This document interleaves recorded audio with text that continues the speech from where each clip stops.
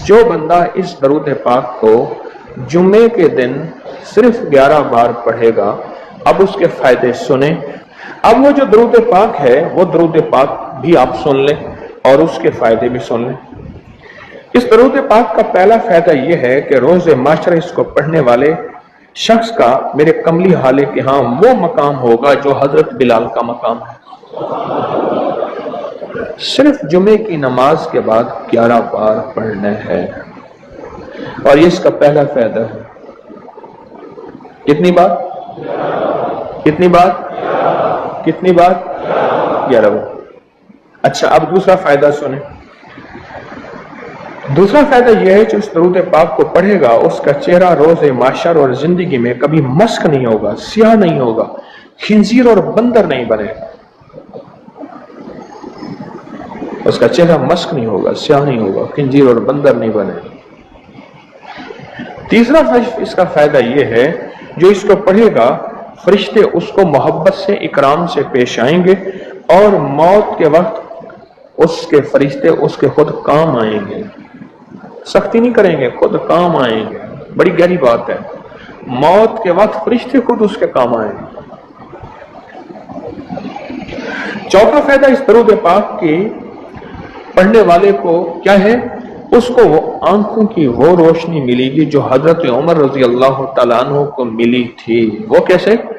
حضرت عمر مسجد نبوی میں خطبہ دے رہے تھے، میلوں میلوں اور میلوں دور حضرت ساریہ ایک کملی والے کے غلام صحابی ہیں، اور وہ غزوے پہ گئے ہوئے تھے، اور دشمن پیچھے سے اچانک حملہ کر رہا تھا اور ان کو پتہ نہیں تھا، اور حضرت عمر نے خطبے میں کھڑے ہو کے وہیں سے کہا ساریہ الجبل، ساریہ ذرا پہاڑ کے پیچھے خیال کرنا، دشمن حملہ کر رہا۔ حضرت ساریہ آئے تو وہی لمحہ، وہی وقت، وہی ساتھ، وہی کھڑی بتائی اور فرمایا کہ میرے پاس حضرت عمر کی رضی اللہ عنہ کی آواز آئی تھی، اور عمر نے فرمایا تھا ساریہ ذرا پہاڑ کے پیچھے خیال کر، اور میں نے خیال کیا تو دشمن شب خون مار رہا تھا، اچانک حملہ کر رہا تھا، اور میں نے وہ بس سنتے ہی اس طرف کیا تو دشمن ناکام ہو گیا۔ اس کو وہ آنکھیں ملیں گی جو حضرت عمر کو ملی تھی۔ کتنی دفعہ پڑھنے سے؟ 11 بار پڑھنے سے۔ اب اگلی سنیں، پانچواں فائدہ، اللہ کریم اس کی نظروں سے کائنات کے پردے ہٹا دیں گے۔ جب اس کی نظروں سے کائنات کے پردے ہٹ جائیں گے، زمین کے خزانے، آسمان کے خزانے، فرشتے، جنات، سب چیزیں نظر آئیں گی۔ اللہ جس کے سامنے چاہے پردے ہٹا دے، جس سے چاہے پردے دے دے۔ کائنات کے پردے ہٹ جائیں گے، کشف کی دنیا ملے گی، کشف کی دنیا ملے گی۔ کتنے بے شمار لوگ ہیں جو قبرستان میں جاتے ہیں، پریشان ہوتے ہیں، قبر والوں کے حالات اور قبر والوں کے واقعات ان کے سامنے کھل جاتے ہیں۔ ہر قبر بول رہی ہوتی ہے، ہر میت بول رہا ہوتا ہے، واقعات کھلتے ہیں، واقعات کھلتے ہیں۔ ایک بزرگ تھے، انہوں نے اللہ سے کہا مولا اب مجھ سے کشف ہٹا لے، پردے مجھ میں واپس دے دے، مجھ سے بس میری ہو گئی ہے۔ غسل کا پانی دیکھتا ہوں تو جو بندہ غسل کا پانی بہ رہا، اس غسل کے پانی میں اس کی خطائیں اور جرم بہتے جا رہے ہیں، میں وہ دیکھ رہا ہوں۔ وضو کر رہا تو ہاتھوں سے وہ چیز دھلتی آنکھوں سے دیکھ رہا ہوں، اور یا اللہ مجھے تکلیف ہوتی ہے، اور یا اللہ روٹی کھاتا ہوں تو اس کا ذکر ہے، اب ذکر کرنے والی روٹی کو دل نہیں چاہتا کھاتا ہوں، اللہ مجھ سے پردے واپس دے دے، مجھے پردے بس ہٹے ہوئے پردے واپس دے دے۔ چھٹا فائدہ یہ ہے کہ کشف کی صلاحیتیں اللہ اس کو عطا کریں گے، اور کشف دل کی دنیا کو جاننا، قبر کی دنیا کو جاننا، پرندوں کو بولیوں کو جاننا، پرندوں کی حرکات سکنات کو جاننا، پرندوں کی دنیا کو جاننا، جانوروں کی دنیا کو جاننا، جانوروں کے نظام کو جاننا، کیونکہ ہر پرندہ، ہر جانور جو بولتا ہے وہ اللہ کا ذکر ہوتا ہے۔ فرشتہ شیر جو ہے حتیٰ کہ جو دھاڑتا ہے تو وہ بھی اللہ کا ذکر ہی کرتا ہے۔ یہ صلاحیتیں ملیں گی۔ اور ساتواں فائدہ اس کو یہ ہوگا، اللہ اسے اپنا دوست بنائے گا اور اس کا نام سدا رہے گا۔ اللہ اس کو دوست بنا لے گا، یا رہے یا رب تو میرا، اور میں تیرا یار رہوں، ہر وقت ذکر و فکر میں تیرے مست رہوں، سرشار رہوں، اور ہوش رہے نہ مجھ کو کسی کا مگر میں تیرا ہوشیار رہوں۔ یاد میں تیری سب کو بھلا دوں، کوئی نہ مجھ کو یاد رہے، اور تجھ پہ سب گھر بار لٹا دوں، خانہ دل آباد رہے۔ نظر سے اپنی سب کو گرا دوں، فقط تجھ سے فریاد رہے۔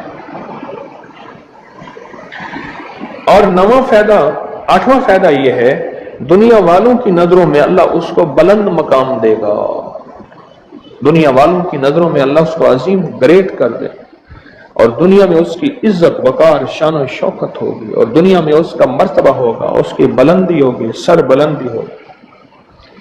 اور نواں فائدہ اس کا یہ ہے، اس کی نظریں وہ دیکھیں گی جو کوئی دیکھ نہ سکے گا، وہ ملے گا جو کسی کو ملا نہیں۔ اب بتائیں، اس کی نظریں وہ دیکھیں گی جو کوئی نہیں دیکھ سکتا، اور اس کو وہ ملے گا جو کسی کو نہیں ملا۔ وہ دیکھیں گی جو کوئی نہیں دیکھ سکا، اور وہ ملا جو کسی کو نہ ملا۔ اور 10واں فائدہ یہ ہے، دل اور جسم کی آنکھیں کھل جائیں گی۔ اور 11واں فائدہ یہ ہے کہ اس کے دل کا برتن وسیع ہوگا، اللہ اس کے دل کی تمام تاریکیاں مٹا کے اس کے دل کو روشن منور کر دیں گے۔ اور 12واں فائدہ یہ ہے، اللہ اسے مخلصین میں اٹھائے گا، مخلصین علی الدین، اللہ مخلصین میں اٹھائے گا۔ اور پتہ ہے مخلصین کون ہوں گے؟ مخلصین میرے کملی والے کے یاد ہوں گے، مخلصین آل بیت ہوں گے، مخلصین بڑی بڑی اولیاء، بڑی بڑی ہستیاں، اللہ کے درویش ہوں گے۔ یہ ہوں گے جو قیامت کے دن اٹھیں گے۔ جو بندہ جمعے کی نماز کے بعد صرف 11 بار یہ درود پاک پڑھے گا، اللہ اسے مخلصین میں اٹھائیں گے۔ اور 13واں فائدہ، اس درود پاک پڑھنے والی کی زبان میں اللہ وہ تاثیر دے گا، جو بولے گا اللہ وہ کر دے گا، جو بولے گا اللہ وہ ہاں۔ اور 14واں فائدہ، اللہ اس کی تمام روحانی اور جسمانی بیماریوں کو دور کر کے اسے صحت عطا فرمائے۔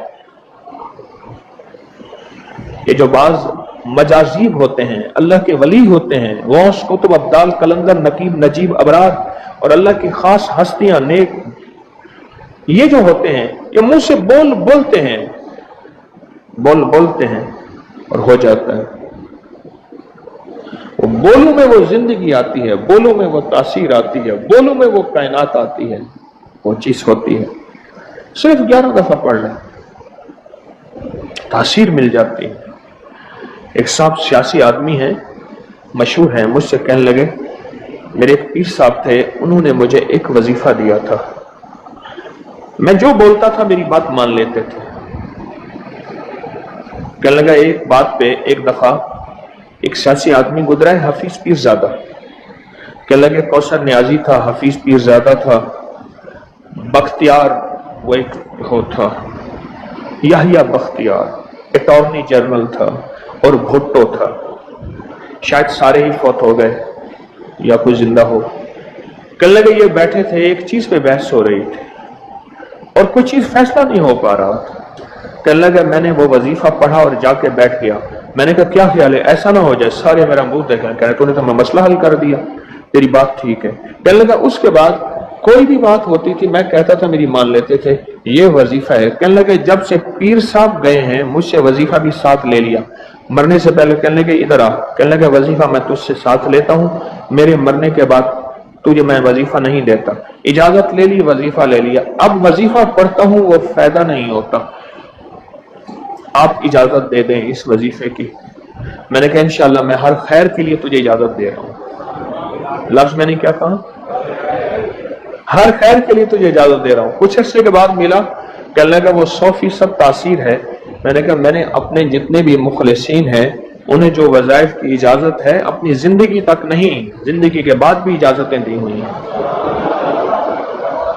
زندگی کے بعد بھی اجازتیں دی ہوئی ہیں۔ اور اس کا 15واں فائدہ ہے، اللہ اس کی روزی کی تنگی کو دور فرما کر غیب کی روزی اسے عطا فرمائیں گے۔ غیب کی روزی ایسی جگہ سے رزق ملے گا جہاں سے گمان ہی نہیں ہوگا، خیال ہی نہیں ہوگا، تصور ہی نہیں ہوگا، ایسی جگہ سے ہی مل سکتا ہے۔ ایک صحابی سخت پریشان تھے رزق کے معاملے میں، بہت زیادہ، अमाल किए, सलातुल हाजत, नफिल अमाल करते करते हाजत करने गए तो एक चूहा आया, उसने एक सिक्का उठाया, बिल में से बाहर निकाला, आके रख के गया। ये बैठ गए, देखो फिर क्या होता है। फिर आया, फिर एक सिक्का निकाला, इशरफी निकाली, फिर आके बाहर रख गया। अब चूहा आता गया, बाहर रखता गया, आता गया, बाहर रखता गया। इन्होंने जितने भी अल्लाह से मांगे थे उतने रख के उसके बाद गायब हो गया, फिर नहीं आया। इन्होंने उठाए, अशरफियां गिनी, तो वो गिनी, ख्याल आया कि ये तो चूहे का है। कहा नहीं, मेरा है, चूहे का क्या ताल्लुक है इससे, ये तो मेरा हिस्सा है। अल्लाह ने इसकी ड्यूटी लगाई, इसका रिस्क दे। और कहा कि मौला वाकई तो गैबी रिस्क देता है, और ऐसी जगह से देता है जहां से गुमान नहीं। कोई कह सकता है कि चूहे के बिल से भी मुझे अशरफियां मिलेंगी? कौन गुमान कर सकता है चूहे के बिल से अशरफियां मिलें? कोई गुमान कर सकता है? इसे कहते हैं गैबी रिस्क। ऐसी जगह से रिस्क मिलेगा जहां से गुमान नहीं, जहां से ख्याल नहीं, जहां तसव्वुर ही नहीं, ऐसी जगह से रिस्क। ख्याल नहीं, गुमान नहीं, तसव्वुर ही नहीं, ऐसी जगह से रिस्क मिलेगी। अब कितना फायदा हो गया? 15 हो गए, 17 फायदे हैं इसके।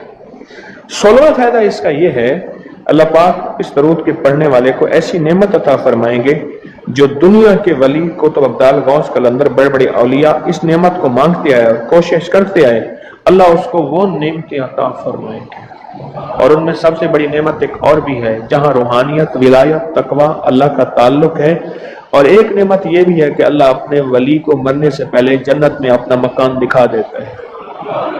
और एक नेमत यह भी है, अल्लाह अपने वलियों की नस्लों को पालता है, जैसे गद्दी नशीन दरबारों के मुजावरों की नस्लें पल रही हैं। जितनी महंगाइयां आ जाए, जितनी दुनिया आ जाए, जितना कुछ आ जाए, उन्हें कोई नस्लों, उनको कोई परवाह नहीं। कोई मरे बामे जिमे मम्मा वाली घोल पता से पीवे, उन्हें कोई परवाह नहीं। अल्लाह पाक उसको वो अता फरमाएंगे जो बड़ी बड़ी हस्तियों को मिला।